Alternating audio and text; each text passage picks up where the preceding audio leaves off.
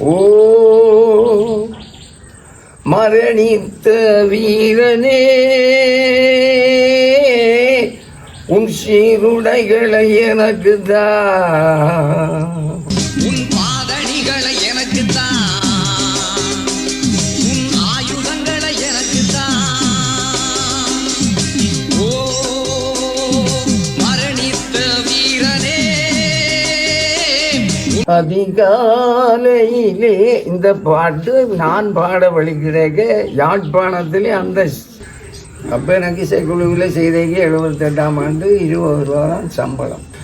எங்கேயும் எப்போதும் இந்த பாட்டு பாடினான்.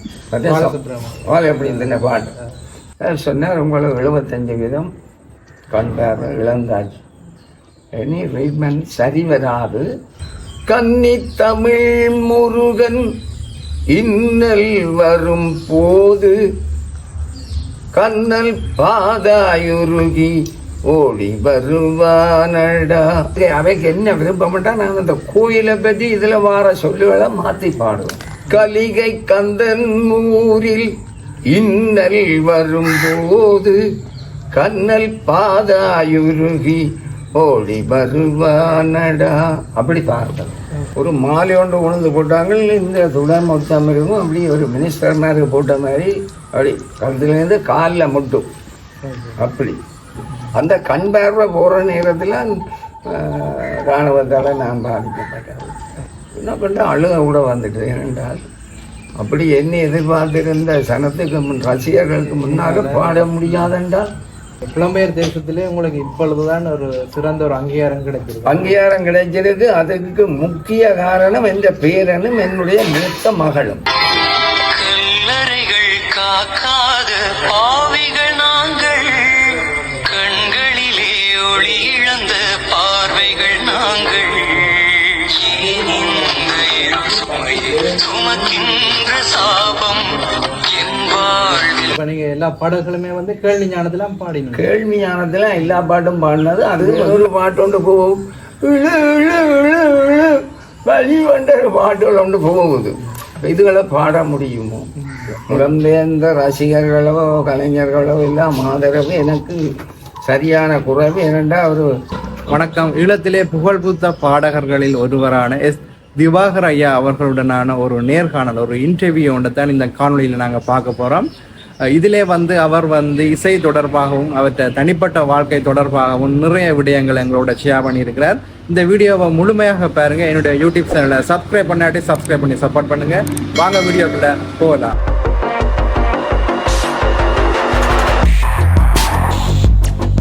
வணக்கம் ஐயா. வணக்கம். உங்களுடைய பேர் என்ன? இப்பொழுது உங்களுக்கு கிட்டத்தட்ட எத்தனை வயசு இருக்கு? பெயர் வந்து என்னுடைய சொந்த பேர் தியாகராசா. இசைக்குழுவால் வைக்கப்பட்ட பேர் தான் திவாகரன் கூட தான் எல்லாருக்கும் தெரியும். பாட்டுக்கார தியாகராசாண்டா யாருக்கும் விளங்காது. திவாகரன் தான் தெரியும் பாட்டுக்காரன். அது 10ஆம் தேதி 72 வயசு. உங்களோட ஆரம்ப காலம் மற்றது நீங்கள் எப்பொழுது உங்களோட இசை பயணத்தை ஆரம்பித்தீர்கள், அது சம்பந்தமான விவரங்களை சொல்ல முடியுமா? இசை பயணத்தை நான் சின்ன வயதிலே ஆரம்பித்தது. எங்களுக்கு அந்த திறமை இருந்தபடியாக எங்களோட குடும்பமே எல்லாரும் இந்த கலையோட சம்பந்தப்பட்ட ஆட்கள். சின்ன 14 வயசுலேயே நான் ஹார்மோனியத்தோடு பாடுறதுக்கு விளக்கிவிட்டேன். அப்படியே விளக்கிட்டு பாடிக்கொண்டு இருந்த சக்குண்டான்ன்ற ஊரில் ஒரு மாமா தான். அப்படியே விளக்கிட்டு எனக்கு பிறகு பாடி பாடி பாடி கொஞ்சம் பேர் வந்துட்டது. அந்த பிறகு பெரிய மியூசிக் குரூப்பில் பாடணுமென்று எனக்கு சரியான ஆசை.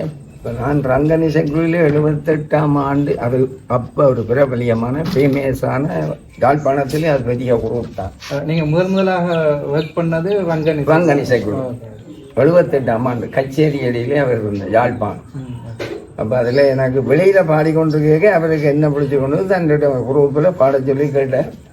ஓகேன்ட்டு பாட முடியும். அப்போ அவர் ஒரு பாட்டு எழுதி இசையமைச்சு பாடினவர் மலை மீதிலும் காணலாம்ன்ற ஒரு பாட்டு. அப்போ அந்த பாட்டு எனக்கு தந்தவர். இதையே பாடுங்க, இதுதான் முதல் பாட்டுன்னு அவர் எழுதி பாடினது.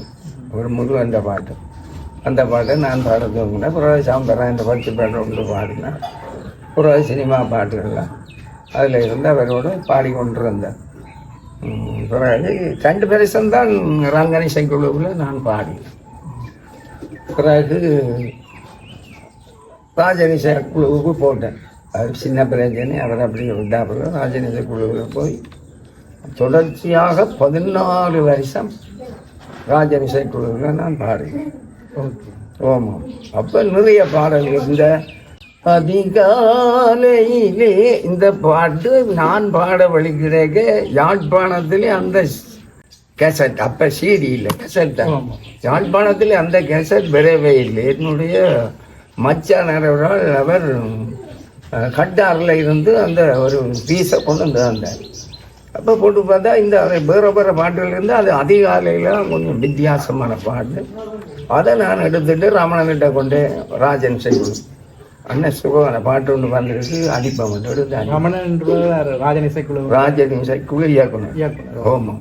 அப்போ அப்படியே ஒரு வருஷம் அந்த பாட்டே ஓடி திரிகிறாங்களே இந்த ரெக்கார்டிங் பாட்டில் இருக்காண்டு, அதை நான் வெளியில் கொடுக்கவில்லை. அது அப்படியான ஒரு பாட்டு. அப்போ ராஜன் இசைக்குழு என்று சொன்னால் இன்றைக்கும் எந்த இசைக்குழு மற்ற இசைக்குழு இதில் குறை நிற்கக்கூடாது. 27 ப்ரோக்ராம் அடிச்சினாங்க ஒரு மாதத்திலே. அப்படி ஒரு ஃபேமஸான இசைக்குழு தான் அது. இதில் கேட்கு எந்த பேச்சை கேட்டுக்கொள்கிற மற்ற இசைக்குழு யாரும் குறை நிற்கக்கூடாது. உண்மையை நான் சொல்கிறோம். இது மற்றவே தாக்கி சொல்லல, நாங்கள் செய்ததைத்தான் நான் சொல்லுவேன். அப்படியே ஓடிக்கணும்னா அப்புறம் ஒரு வருஷமாக ஓடுத்துச்சு. என்னை வந்து நான் இதில் அங்கே எடுத்தேன் இங்கே எடுத்தேனான்னு சொல்லி கடைசியாக ஒரு ரெக்கார்டிங் பார்க்க சும்னாத்தில் நித்யாஸ்வல் அவர் வந்தால் இந்த பாட்டு தானே அப்போ வந்து முழு பெருங்கிறாங்க. அதே பிறகு தான் நான் அந்த பாட்டை வெளியில் விட்டது. எனக்கு அந்த பாட்டு அந்த நேரம் தூக்கித்தான் தந்தேன். சிரமமான உங்களுடைய இவ்வளவு கால இசை பயணத்திலையும் வந்து உங்களோட சேர்ந்து பயணித்த இசை பயணத்தில் சேர்ந்து பயணித்த பாடலாசிரியர்கள் இசையமைப்பாளர்களிலே உங்களுக்கு மிகவும் பிடித்த அல்லது நீங்கள் சேர்ந்து வேலை செய்ய விரும்பிய ஒரு பாடலாசிரியர் அல்லது இசையமைப்பாளர்னா நீங்கள் யாரை சொல்லுவீங்க? அது யாழ் ரமணன் தான். அவரோட தான் முந்தின காலம் நாங்கள் ஒரு குரூப்பில் இருந்து அடுத்த குரூப்புக்கு போக மாட்டோம். அப்போ அப்படி கட்டுப்பாடு அந்த காலத்தில் இருந்தது. யாழ் ரமணனோட நான் இருந்தது. அவர் என்ன பாட்டு எழுதினாலும் நான் பாடுவேன். கோயிலுக்கு கூட பாட்டுகள் எழுதியிருக்கிறேன், அதுக்கு பாடியிருக்கிறேன். அவர் ரமணன்றவர் வந்து பாடலாசிரியரா இசையமைப்பாளரா? அவர் ஒரு சட்டத்தரணி. அவர் ஒரு கால் இயலாத ஆள், ஒரு சட்டத்தரணி. எல்லாத்துலேயும் அவற்றை அப்பா அம்மாவும் மியூசிக் படித்தார்கள். அப்போ அந்த இதெல்லாம் எங்களோட குடும்பம் மாதிரி தான். அவர் அந்த இதில் வந்து அவர் பெருவாக குரூப் நடத்தி கொண்டிருந்தது. அவர் எல்லாத்திலும் கட்டிக்காரர். அவர் சட்டத்தரணி மட்டுமில்லை, அந்த இதுக்கெல்லாம் அவர் இந்த மரணித்த வீரனை பாட்டு எனக்கு தர வேண்டி வந்தது. ஓமாம். 84ஆம் ஆண்டு அவர் ஒரு வியட்நாம் கவிதை எடுத்து தான் தமிழில் எழுதி போட்டு எனக்கு அந்த பாட்டை தான் மட்டை போட்டுட்டு தந்த அந்த நேரம் படித்தது. அவரோட 84 சேர்ந்தது 80 அவரோட 84 அந்த பாட்டு எனக்கு அவர் தந்தது. அந்த பாடன்ற சில வரிகளை பாடி காட்ட முடியுமா?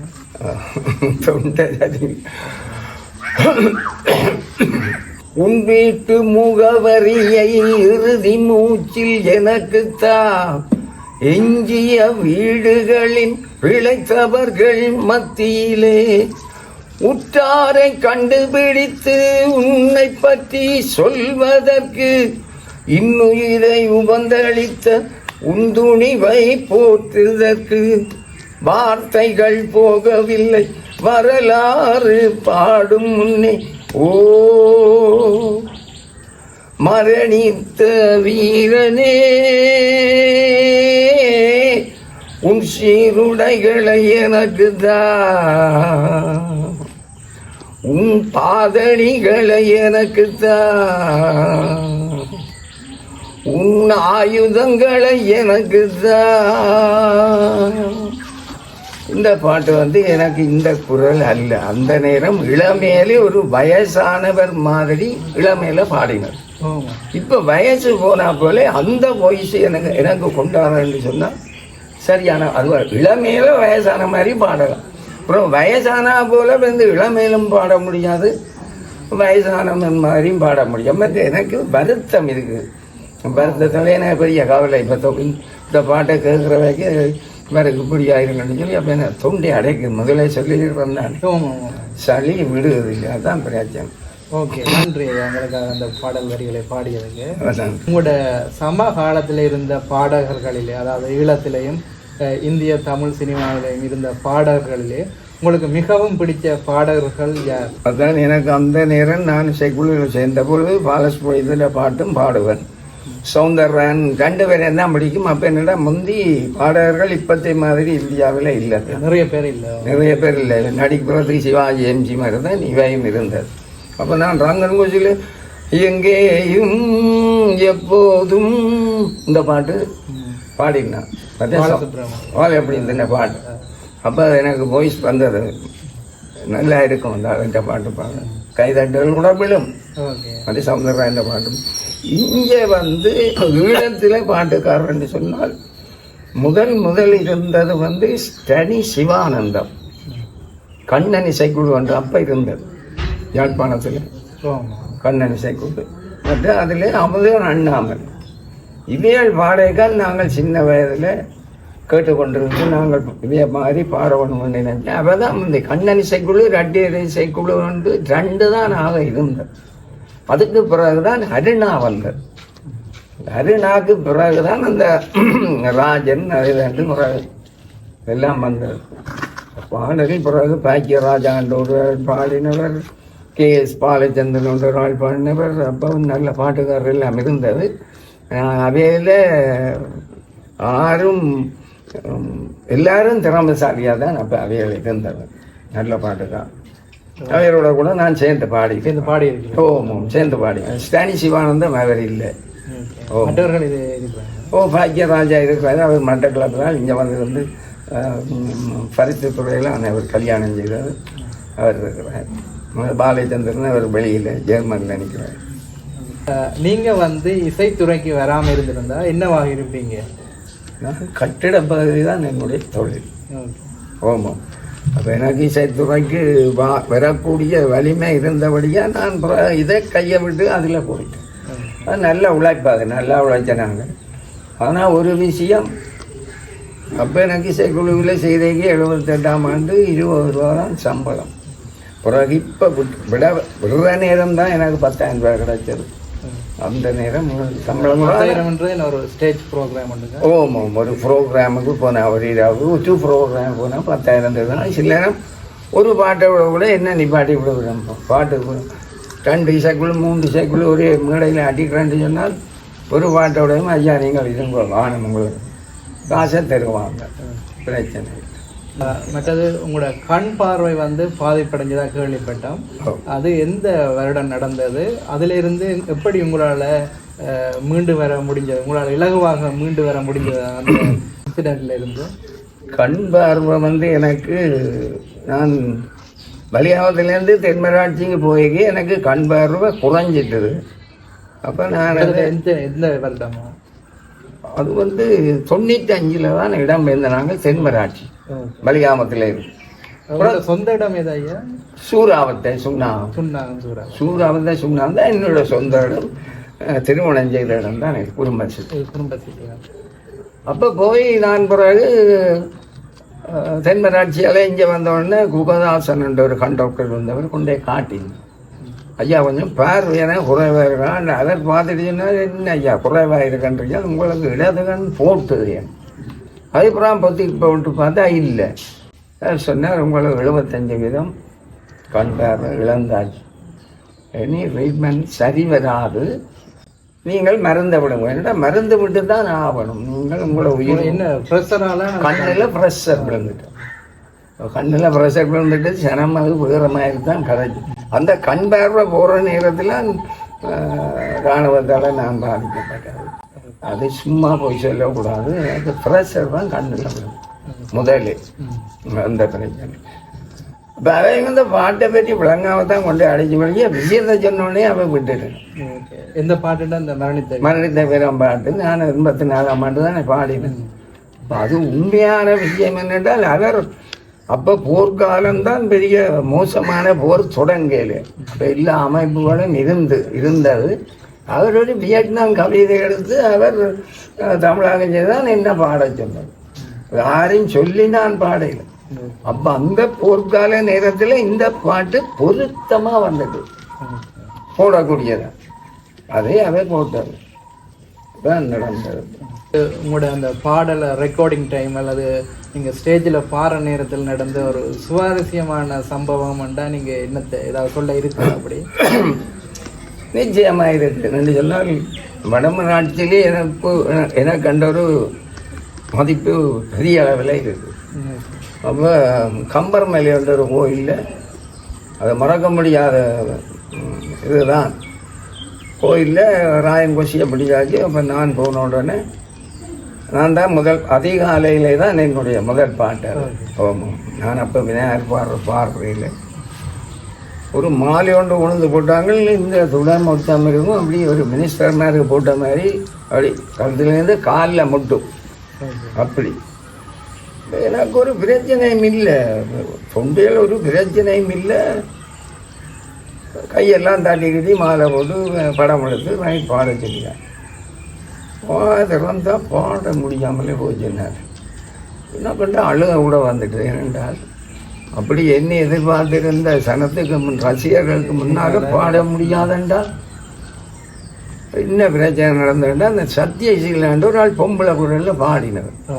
அதன் நடுவே அந்த மிக்ஸ் ட்ரோபி பாதிக்கிறது. அது கொஞ்சம் சூடுன்னு தான் சொல்கிறேன். மச்சான் இதை சாப்பிட்றோம் இன்றைக்கு கலக்கலாம்னு சொல்லி என்னட்டு கொண்டு தந்தார். நான் சாப்பிட்றேன். அது எனக்கு பழக்கம் இல்லாது உங்களால் பாட முடியாமல் போச்சு.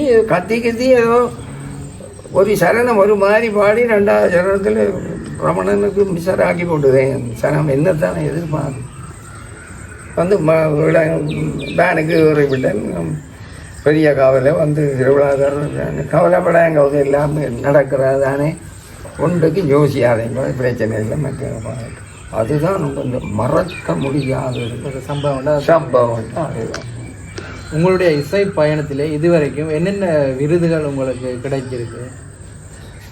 நிறைய விருதுகள் எனக்கு கிடைச்சிருக்கு. இங்கே போயிட்டு இருக்கு. நீங்கள் போயக்க பார்த்து வீடியோ எடுத்து கொண்டு போகலாம். நிச்சயமாக வீடியோ எடுத்து கொண்டு போகலாம். நிறைய விருதுகள் கிடைச்சிருக்கு. அது மட்டுமில்லை, மேடிகளில் பாடிக்கொண்டிருக்க பூ மாலை மட்டுமில்லை, காசு மாலை கூட விழுந்தது. கன்னடங்கள் பொன்னாடை போட்டுன்னு அதிசயம் பேர காசு மாலை போடுவார்கள். காசு பொக்கத்தில் கொண்டு வந்து பாடிக்கொண்டிருக்க வைப்பார்கள். அப்படி நல்லொரு மதிப்பாக தான் அனுப்பேன். உங்களுக்கு கிடைச்ச உயரிய விருதுன்னு நீங்கள் எதை சொல்லுவீங்க? உயரிய விருதுண்டா எனக்கு கணக்கை தந்திருக்கணும். எல்லாமே கிட்டத்தட்ட உங்களுக்கு உங்களோட பார்வையில் எல்லாமே ஈக்குவல் இல்லாமல் அதை ஒரே மாதிரி தான் தந்தது. அது பிரச்சனை இல்லை. மற்றது எந்த கோயிலில் நான் பாட போனாலும் ஐயா நீங்கள் பக்தி பாட்டு 3 பாடித்தான் பாடணும் பண்ணி சொல்லுவேன். பக்தி பாட்டு நான் உயிர் கொடுத்து தான் பாடுறது. அதுவும் கலிக கந்தரன்னு சொல்லி நெல்லியடி கங்கால இருக்குது. அந்த கலிக கந்தன் அதில் போனால் முதல் கேட்பேனும் இதைத்தான் கேட்பேன். உங்களோட பக்தி பாட்டை தான் நாங்கள் எதிர்பார்க்குறோம். 2-3 பக்தி. அப்போ அந்த நேரம் வந்து ராஜன் குஷி அந்த நேரம் முடிஞ்சது.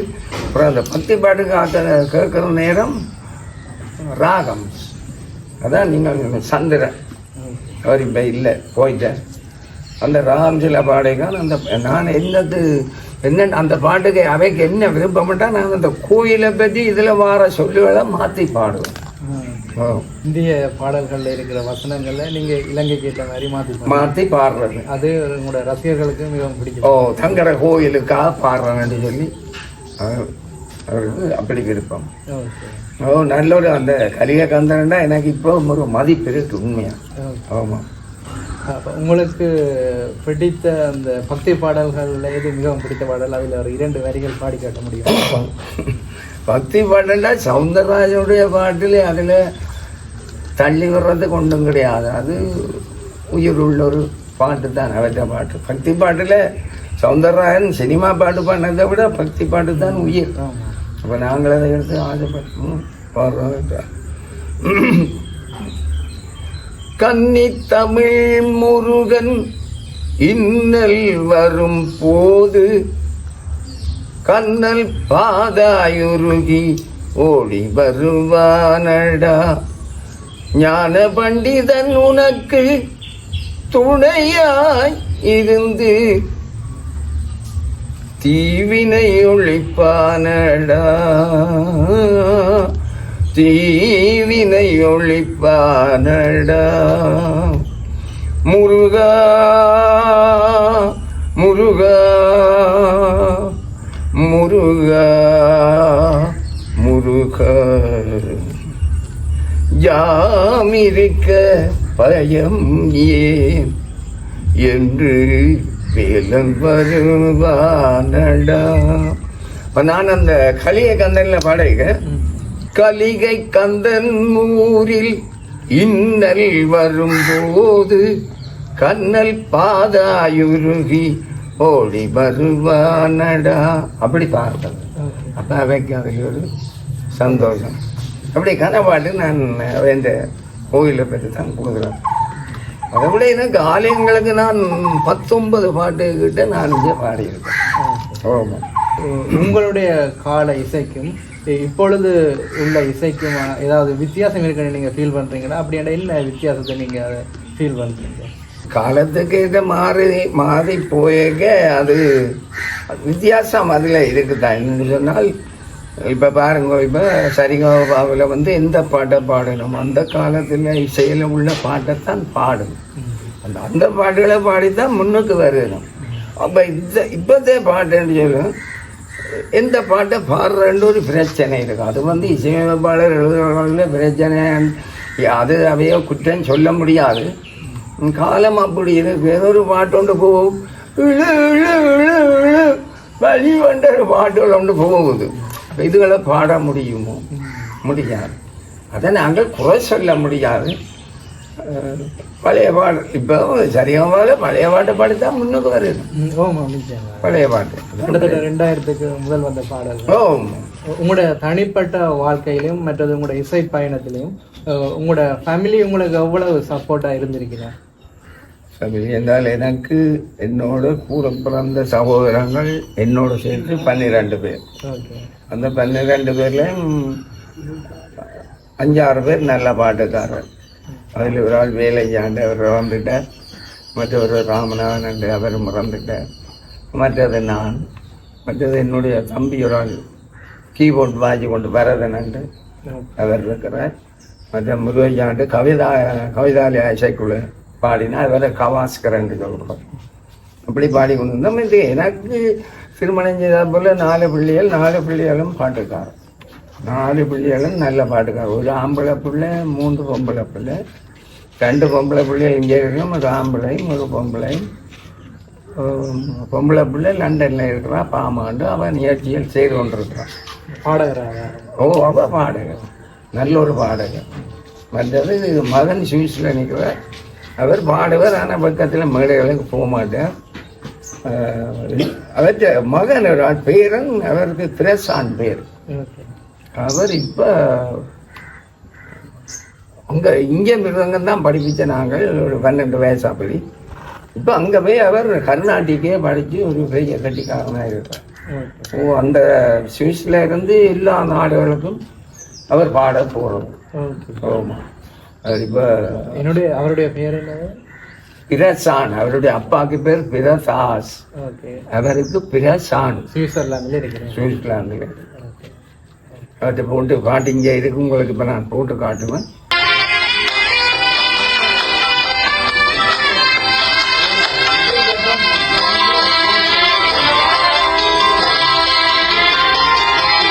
கல்லறைகள் காக்காத பாவிகள் நாங்கள், கண்களிலே ஒளி இழந்த பார்வைகள் நாங்கள், ஏன் இந்த இருள் சுமையை சுமக்கின்ற சாபம் என்பாள். நல்ல பாட்டுக்காரன். அவரோட ஒப்புழைக்க நாங்கள் சரியான கஷ்டம் இல்லை. நாங்கள் கர்நாடிக்க படிக்க இல்லை அது இப்பத்த காலத்துல நிறைய வசதிகள் இருக்கு. அந்த காலத்துல எந்த வசதிகளும் இல்லாமல் நீங்க இவ்வளவு ஒரு பாடகராக வந்தது ஒரு பெரிய விஷயம். ஆமாம், அதுதான். ஆனால் எங்களே கஷ்டம். சங்கீதம் படிக்காமல் பாடிக்கொண்டிருந்தது. ஒரு சவுந்தர்ராண்ட நல்ல பாட்டு ஒரு ஆள் வந்து கேட்டால் என்னால் பாட முடியாமல் இருந்தேன். ஏன்னா ஒரு சின்ன சங்கதி கூட எங்களால் பாட முடியும். காரணம் அந்த கர்நாடிக் படிக்காது. ஓகே. மற்றது ஐயா, மிக முக்கியமான ஒரு கேள்வி உண்டு. நீங்க வந்து இசையை முறையா படித்தீங்களா, இல்லாட்டி நீங்க கேள்வி ஞானத்திலாம் இவ்வளவு பாடல்களும் பாடினீங்களா? முறையா உண்மையில படிக்காதெல்லாம் நாங்கள் இப்போ கஷ்டப்பட்டு போய் பாடிக்கொண்டிருந்த 45 வருஷமா நான் பாடினது பெரிய கவலை தான். சௌந்தரராயனுடைய பாட்டு எத்தனையோ கஷ்டமான பாட்டுகள் வந்து கேட்பினம். நல்ல பாட்டுகள் இந்த முல்லை மலர் மேலே நாடகம் எல்லாம் கண்டேன். அப்படியான பாட்டுகளை வந்து கேட்க கவலை. என்று சொன்னால் அந்த கர்நாடிக் படிக்காமல் அந்த பாட்டு படிக்க முடியாது. அப்ப நீங்க எல்லா பாடல்களுமே வந்து கேள்வி ஞானத்துல பாடினீங்க? கேள்வி ஞானத்துல எல்லா பாட்டும் பாடினது. அது எங்களுக்கு வசதியான பாட்டு. சௌந்தரராயன் பாட்டு எத்தனையோ பாட்டை பாட சொல்ல நான் அதை மறுத்து வேற பாட்டுகளை தான் பாடுறேன். அது நான் என்னால் பாட முடியாது, நான் உண்மையாக சொல்லிக் கொள்றேன். அப்படித்தான் நான் பாடிக்கொண்டிருந்தது. அடுத்த கேள்வி என்னண்டா ஐயா, இப்பொழுது ஈழத்திலே உள்ள மக்களும் புலம்பெயர்ந்து உள்ள மக்களும் வந்து ஈழத்து இசைக்கலைஞர்களுக்கு ஆதரவு தருகிறார்களா? புலம்பெயர்ந்த ரசிகர்களோ கலைஞர்களோ எல்லாம் ஆதரவு எனக்கு சரியான குறைவு. ஏனென்றா ஒரு மறைமுகமாக இருந்த மாதிரி நான் இருந்துட்டேன். சுகுமார் சாந்தன் அவையோட பாடிக்கொண்டிருந்தான். அப்போ அதை பிரபலியமாக அவைந்த இருந்தது. எனக்கு இங்கே உள்ளுக்கு இருந்தது எனக்கு மதிப்பு. இப்போ அந்த மனித வீரனை பாட்டு அதை வெளிநாட்டில் நின்று தான் இப்போ ஃபேஸ்புக்கில் விட்டவை அந்த பாட்டு. அதற்கு பிறகுதான் இந்த பாட்டு பாடினவரை நாங்கள் பார்க்க வேணும், அவற்றை குரலை கேட்க வேணும் என்று ஆவலோட நிறைய வெளிநாட்டிலேருந்து நிறைய எனக்கு டெலிஃபோனும் எடுக்கலாம், உங்களுக்காக பார்க்க வேணும்னு சொல்லிடுறோம். அப்படி கன பேர் ஒவ்வொரு வகை கேட்டுக்கொண்டே இருக்கிறோம், இவரை பார்க்க வேணும், இப்போ நீங்கள் வந்திருந்த மாதிரி என்னட்ட பெற வேணும் என்று நிறைய இருக்கணும்னு நான் கேள்விப்பட்டிருக்கேன். அந்த பாட்டுக்கு பிறகுதான் அந்த பாட்டு நான் பாடினேன்னு முந்தி ஒருவருக்கும் தெரியும். ஏண்டா நான் இசைக்குழுவில் 45 வருஷம் பாடி அந்த பாட்டையே பாடவில்லை, அதனால தெரியும். அப்போ உங்களுக்கு புலம்பெயர் தேசத்திலே உங்களுக்கு இப்பொழுதுதான் ஒரு சிறந்த ஒரு அங்கீகாரம் கிடைச்சிருக்கு. அங்கீகாரம் கிடைச்சிருக்கு. அதுக்கு முக்கிய காரணம் என்ற பேரனும் என்னுடைய மூத்த மகளும். அப்போ பாடிக்கொண்டிருக்க நீங்கள் நல்லா பாடுறீர்கள், உங்களுக்கு யார் உங்களோட குடும்பத்தில் யார் பாடுறது அது என்னத்தான் ஞாபகப்படுது. ஓகே, இப்படி பாடுற திவாகத்தை மகள் என்று அவ சொல்லுவா, அவர் சொல்லுவா பேரனன். அப்போ நான் எந்த இசைப்பயணத்தை நிறுத்தி கொண்டாலும் என்னை ஞாபகப்படுத்தி கொண்டே இருக்கிறேன். வருங்கால சந்ததிகள் உங்களை ஞாபகப்படுத்தி கட்டாயம் சரிகமாக போனாலும் என்னதான் சொல்ல போறேன். உங்களோட பேரன் சரிகமாக போறேன். ஓகே, நீங்க இப்பொழுது உள்ள இளம் தலைமுறைகளுக்கு இசை சார்பாக என்ன சொல்ல விரும்புறீங்க? இதுதான் இப்போ உள்ள இளம் சந்ததிகள் வந்து என்ன போலதான் ஒரு சிக்கப்பட்ட கலை தொழிலில் இருக்கிறார்கள். என்னென்னு சொன்னால் கர்நாடிக் படித்தது மிக குறைவு. கர்நாடிக் படித்தது மிக மிக குறைவு. அதுலேயும் இந்த மியூசிக் குரூப்பில் வந்து அதாவது இசைக்குழு வந்து சொல்லிவிடும், அதில் வந்து இருக்கிற ஆர்வத்தை விட இந்த கரோக்கி என்ற ஒரு கேன்சர் வருத்தம் இப்போ தொடங்கி. கரோக்கி என்றது வந்து ஒரு மனுஷன் ஒரு கலைஞருடைய கட்டித்தனத்தை மேடையில் காட்டுற ஒரு நிகழ்ச்சி அல்ல அது. அதில் ஃபோனை கொழி போட்டு தனியாக போயிட்டு பாடுவேன். அப்போ நாங்கள் வாத்தியங்களோட போய் பாடக லட்சக்கணக்கான சனங்கள் வந்து முன்னுக்கு இருந்து பார்க்கணும். அந்த இசைக்குழு துவங்கினால் 3 மணித்தியாலம் முடியத்தான் எழும்பி போகும். இந்த 3 மணித்தியாலமும் இருந்து கண்பட்டாமல் சில ஆலயங்களில் வந்து ஒரு நெரிசலான ஒரு கண்டம்தான் இருக்கு. அதாவது வந்து அவன் எழும்பி இடையில இருக்க வெளியில் போகணுமெண்டா போக முடியாது நிலையெல்லாம் பார்த்து கொண்டிருக்கிறேன். இதில் வந்து நான் கதைக்கிறத கரோக்கியில் பாடுற கலைஞர்கள் யாரும் குறை இணைக்கக்கூடாது. கரோக்கி பார்க்குற சனங்கள் மிக மிக குறைவு. இது மாதிரியே இருக்கா இசைக்குழு மாதிரி. இசைக்குழு வந்தா கிட்டாரை வாசிக்கிறவங்க பார்க்கணும், தவையிலா வாசிக்கிறவங்க பார்க்கணும், ட்ரம் வாசிக்கிறவங்க பார்க்கணும், ஃபேன் வாசிக்கிறவங்க பார்க்கணும், லீப்பிட்டா அப்படி எல்லா கலைஞர்களையும் ஒட்டு மொத்தமாக சனம் எங்களை பார்த்து ஒவ்வொரு பாட்டுக்கும் கைதாட்டும். கரோக்கி என்றது வந்து உண்மையிலே அது நான் முற்றுமுழுதான் புளியண்டனாலே சொல்ல முடியாது. அப்படி ஒரு நிகழ்ச்சி இப்போ செய்ய வெளிக்கிட்டுட்டார்கள். அப்படி ஒரு நிகழ்ச்சியை செய்ய வெளிக்கிட்டார் இருந்தால் ஒரு 4 பாக்ஸ் வச்சுக்கிறவர் அதை உழைப்புக்காக 3 பாட்டுக்காரரை பிடிச்சி என்னோட பாடுறி வந்து ஒரு அறிவிப்பாளரையும் பிடிச்சி அவர் உழைப்புக்காக செய்கிறேன். அதை நான் ஒன்றும் செய்யலாது. அதாவது கலைஞர்களுக்கு நான் சொல்கிற இதுதான், சங்கீதத்தை கற்றுக்கொண்டு தங்களுடைய இசைப்பயணத்தை கர்நாடிக்கோ படித்து தங்களுடைய இசைப்பயணத்தை தொடர்வது வந்து அவர்களுக்கு இலகுவாக இருக்கும். இல்லை என்றால் கஷ்டம். இதுதான் நீங்க தனிப்பட்ட ரீதியில எங்களோட ஈழத்து மக்களுக்கும் புலம்பெயர் மக்களுக்கும் ஏதாவது சொல்ல விரும்பினா என்ன சொல்ல விரும்புறீங்க? நீங்கள் வந்து முதல் சொன்ன மாதிரி எல்லாரும் நம்பரை தாருங்கோ, அனுப்புங்கோ, அது இதுதான் சொல்லி கொண்டிருக்கிறார்கள். உண்மையிலேயே என்னை ஒரு கலைஞன் என்று மதித்து தான் அவர்கள் என்ன பார்க்க வேணும், கதைக்க வேணும் என்ற ஆர்வத்தோடு அவை இருக்கணும். நீங்கள் வந்த போல என்னை யாரும் வந்து பேட்டியும் காணலாம் என்ன நேரடியாக. என்றால் நான் ஒரு உடல்நிலை அவ்வளோ சரியில்லாத மாதிரி நான் இருக்கிறேன். நான் என்ன கலைஞன் என்று மதித்து யார் வந்து அது புலம்பெயர்ந்த நாட்டில் இருந்த என்னோட வீடியோவிலே அவ கதைச்சாலும் எனக்கு சந்தோஷம், எல்லா ஃபோனில் கதைச்சாலும் எனக்கு சந்தோஷம். அது எனக்கு நல்ல ஒரு விருப்பமான. நீங்கள் மக்களோட சந்திச்சு கதைக்க விரும்புகிறேன். இவ்வளோ நேரமும் உங்களுடைய கருத்துக்களை எங்களோட பகிர்ந்ததுக்கு ரொம்ப நன்றி. நீங்களும் என்ன தேடி ஒரு கலைஞன் என்று என்ன தேடி தூரத்தில் இருந்து வந்து என்ன பேட்டி கண்டதுக்கு நானும் உங்களுக்கு நன்றி சொல்கிறேன். வணக்கம்.